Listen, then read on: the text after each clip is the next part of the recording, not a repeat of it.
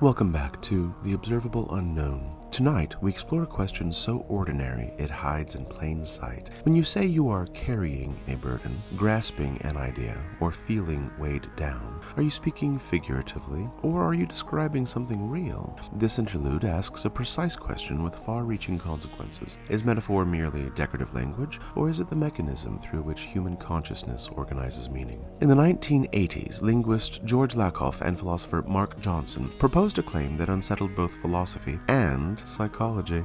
They argued that metaphor is not an ornament of thought, it is thought. In their work, Metaphors We Live By, they showed that abstract reasoning consistently recruits bodily experience. We speak of time as movement, emotion as temperature, understanding as grasping, morality as vertical orientation. These patterns are not poetic coincidence, they are cognitive structure.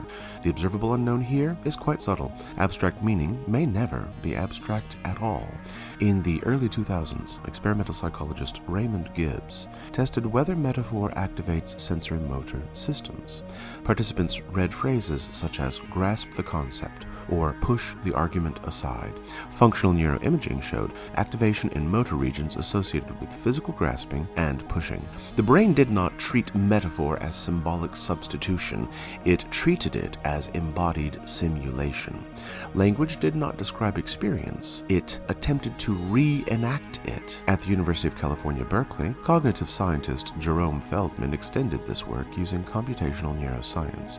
His models demonstrated how abstract reasoning relies on neural circuits originally evolved for perception and movement. The brain does not invent meaning from nothing, it attempts to recycle wherever possible. Concepts borrow structure from sensation. Reason borrows scaffolding from action. Meaning travels across neural bridges built by the body. Italian neuroscientist Vittorio Gallese, known for his work on embodied simulation, expanded the picture further.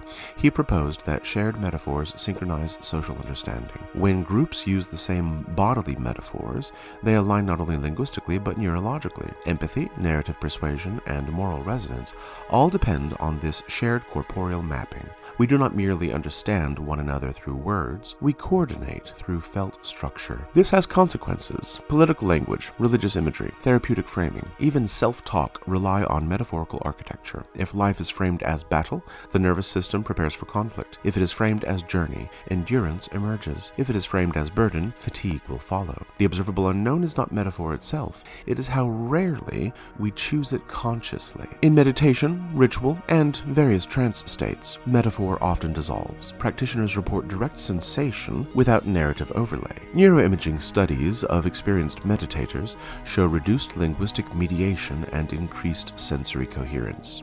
When metaphor falls silent, perception sharpens. When it returns, meaning condenses. Language becomes much more a lens than a prism. If metaphor structures thought, and thought structures identity, then changing metaphor is not merely cosmetic, it is neurological revision. The observable unknown here is this: human freedom may lie not in abandoning language, but in learning how language shapes us from the interior. As you listen now, notice the phrases you use to describe your inner life. What weight do they carry? What motion do they imply? What posture do they ask your nervous system to assume?